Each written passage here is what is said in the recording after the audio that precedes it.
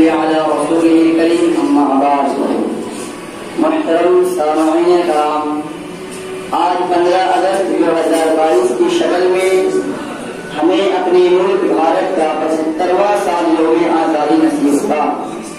آج میں اپنے ملک کی آزادی پر بہت اطمینان اور خوشی محسوس کر رہا ہوں، اور تمام پریشان کن حالات کے باوجود اپنے پرعزم اور جذبات اور حوصلوں سے کچھ باتیں آپ جیسے غفور اور دانشور حضرات کے سامنے رکھنے کی کوشش کر رہا ہوں۔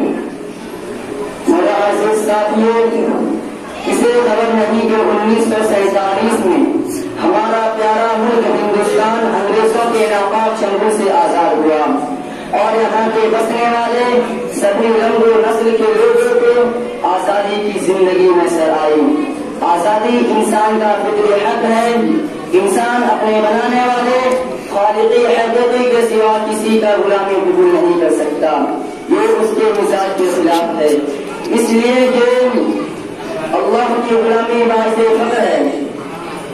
انسان صرف اور صرف اللہ کی غلامی اور بندگی کرنے کا مکلف ہے۔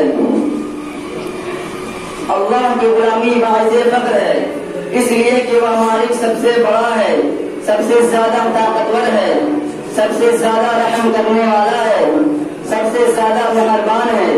اس کی منشا کے مطابق آدمی کو روزی ملتی ہے۔ اگر کوئی انسان اپنے جاہ و جلال اور مال و دولت کے باعث چاہے کہ دوسرے کو اس کی غلامی کرے، ہر کام میں اتباع کرے، تو یہ انسانی فطرت کے خلاف ہے۔ یہی وجہ ہے کہ اس دنیا میں بڑے بڑے خرم خان آئے جنہوں نے چاہا کہ اس دنیا کو اپنا غلام بنا کر رکھا جائے۔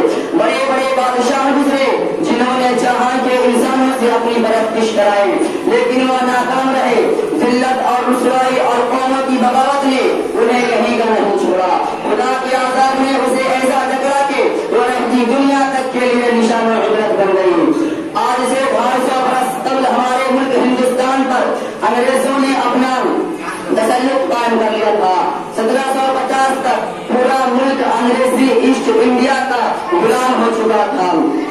1750 میں بنگال کے نواب سراج الدولہ کو اس بات کا اندازہ ہو گیا تھا کہ انگریز اس ملک میں تجارت کرنے نہیں بلکہ اس کو اپنا غلام بنانے آئے ہیں، اس دیش کو لوٹنے آئے ہیں۔ لہذا جب ملک کے مختلف گوشوں میں جب اہل دانشی آنکھیں کھلی تو انگریزوں کے خلاف عالم بغاوت بلند ہوا۔ محترم سامعین کرام، ہم سب جانتے ہیں کہ مجاہدین آزادی کے بعد 1947 کو ہمارا ملک آزاد ہوا۔